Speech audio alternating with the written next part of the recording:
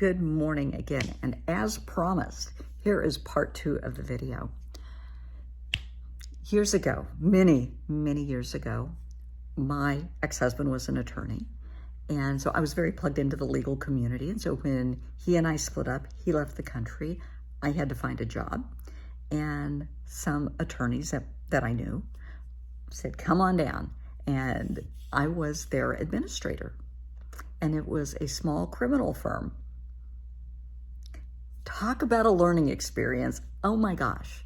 I'm going to use some phrases, I think that I hope it doesn't offend anybody, because I'm not saying it to offend anybody. It's just the truth of the situation. So I come from a very affluent background. I was raised in an affluent background. My husband was an attorney. We had a beautiful estate. You know, I came from an affluent background. As a nurse, when I was a nurse in Wichita years ago, I dealt with all kinds of people, but it was very short term. I worked primarily surgical intensive care and cardiology, and it was just, you know, I may see them for one shift, maybe two, and then that was it. Now I am interacting with people and their families for long term, you know, for weeks and months, sometimes years, and you get to know them. Don't judge anybody. It's so easy when we see things on the news to jump to conclusions. And, you know, the media, God bless them, they like to kind of blow things out of proportion a little bit. They're not really caught up on the facts sometimes. So I got to see up close and personal what was going on with the perpetrators and their families. And at one point, my best friend came to visit. Now, my best friend has cancer. I have 5 best friends, but my very, very bestest friend on the planet has cancer. Gary has multiple myeloma. And he had undergone stem cell transplant. I had taken care of him for 3 months. I was his caregiver in the hospital. And so he was coming to visit, and it was like 6 months after stem cell. And I was so excited that he was coming to St. Louis. I was just over the moon. So he shows up at the office, which is fine. And I had things to finish up before I left for the day. So he was sitting in the waiting room, and there was a well-dressed gentleman sitting there. And they were having a conversation about sports and all kinds of stuff. And the guy asked him why he came to town, because he had a suitcase. And Gary explained, you know, he had cancer, and I was his best friend for so many years. And I was also his caregiver when he had stem cell. And this gentleman said, can I pray with you? Gary's a very devout Catholic, and he said, of course. And so there was a moment of prayer. It was beautiful. I mean, it was so nice. And then the attorney came out and called the guy's name, and he goes back. And, you know, I finished up what I was doing, and we go home. So I'm fixing dinner. And Gary's sitting there, and, you know, we're talking. And he said, hey, can I ask, why was that guy there? Was it a speeding ticket? No. He said, he was really a nice guy, really interesting, you know, very educated. Mm-hmm. He said, can you say what he did? And I told him he murdered 2 people.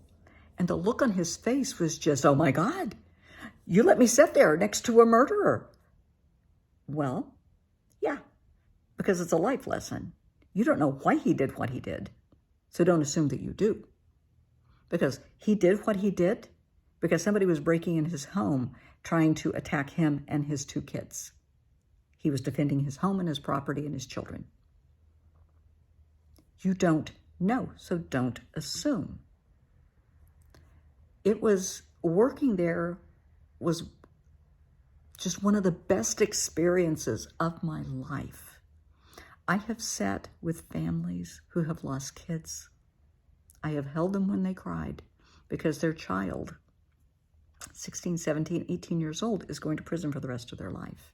And that just, you know, that's heartbreaking. Not all families are toxic, you know, horrible families. These are God-fearing families. They go to church every Sunday, but the kids are trying to fit in with whatever group they want to fit in with, and they do stupid things. Maybe the kids were under the influence of drugs. It might have been the first time.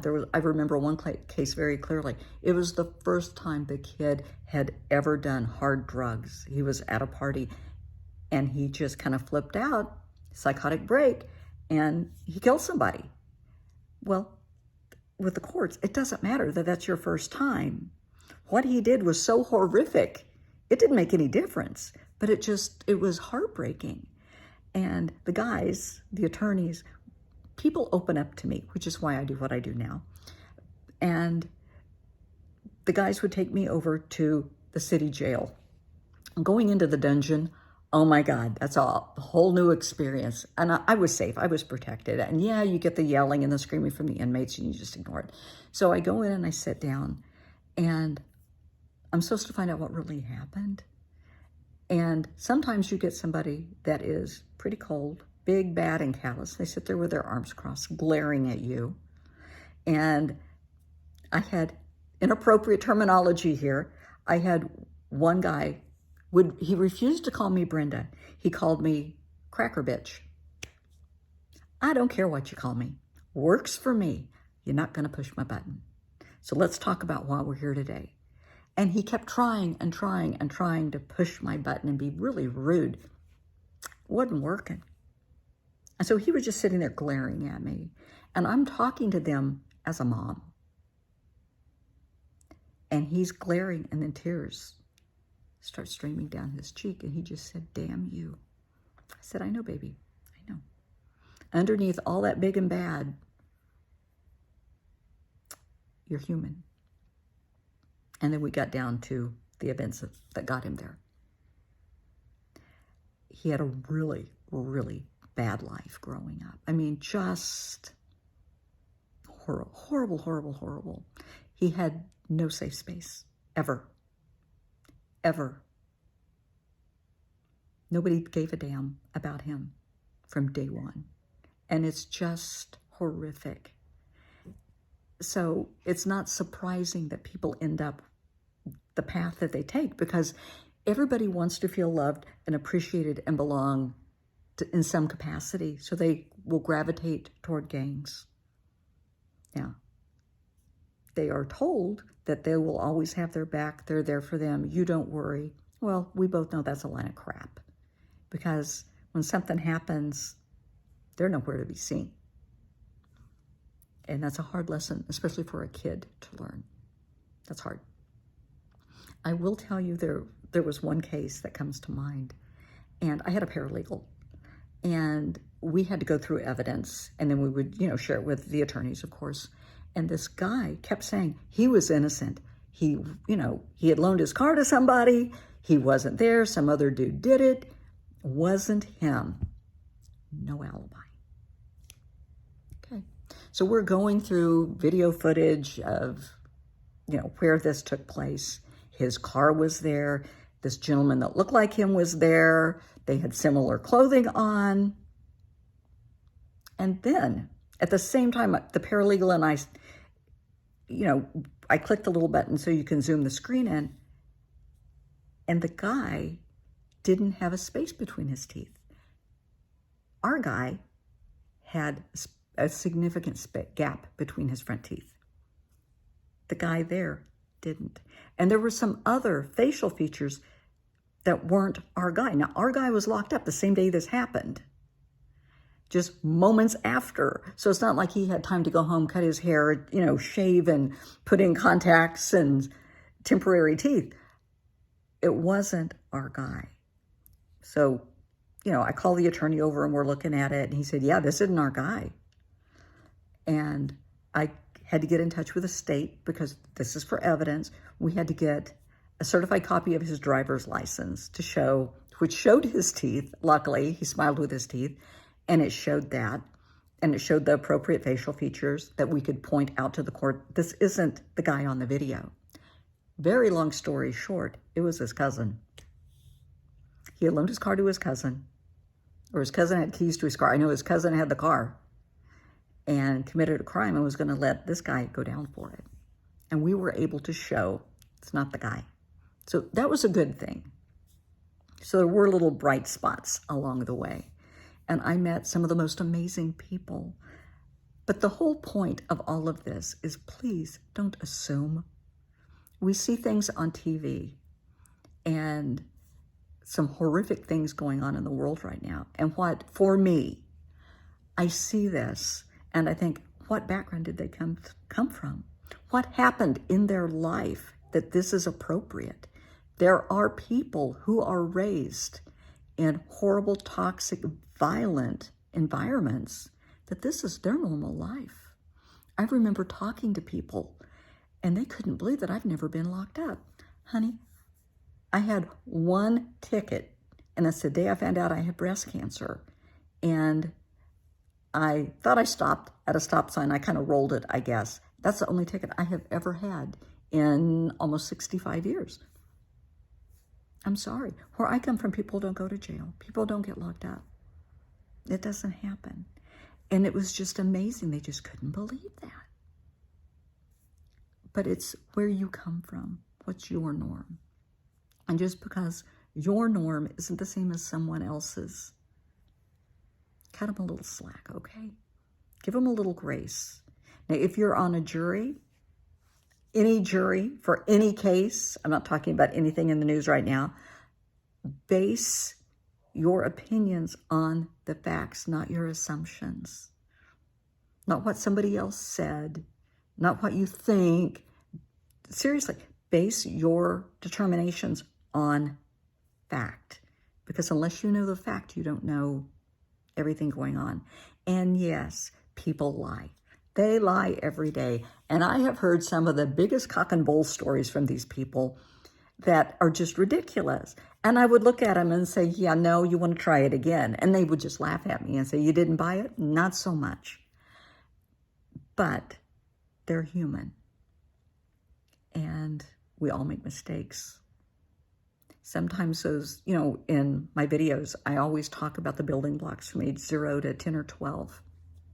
And that's when we're taught our coping skills.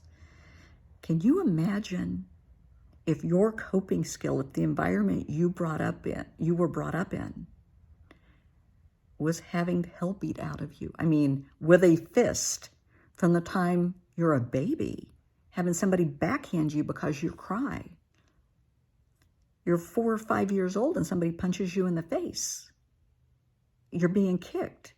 You're not learning love and nurturing and acceptance. You're learning violence and rage.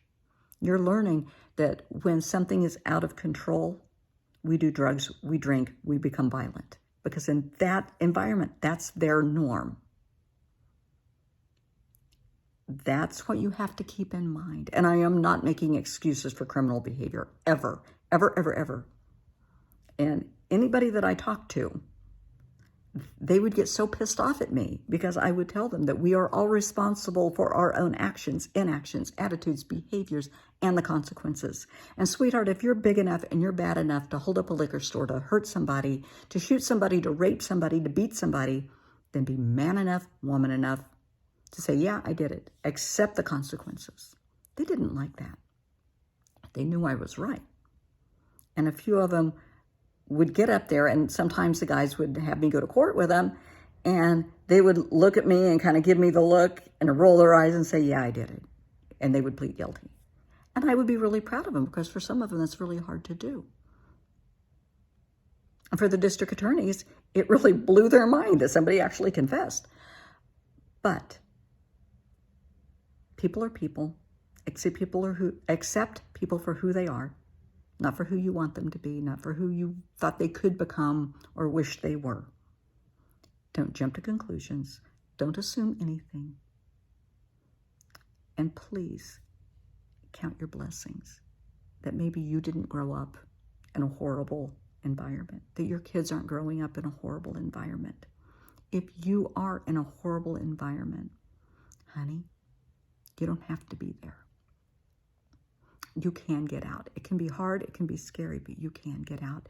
And you are worthy of living in a safe space, of not having to be afraid to sleep, to being able to actually close your eyes and rest at night without fear of somebody coming in and beating the hell out of you, sexually assaulting you, putting a gun to your head.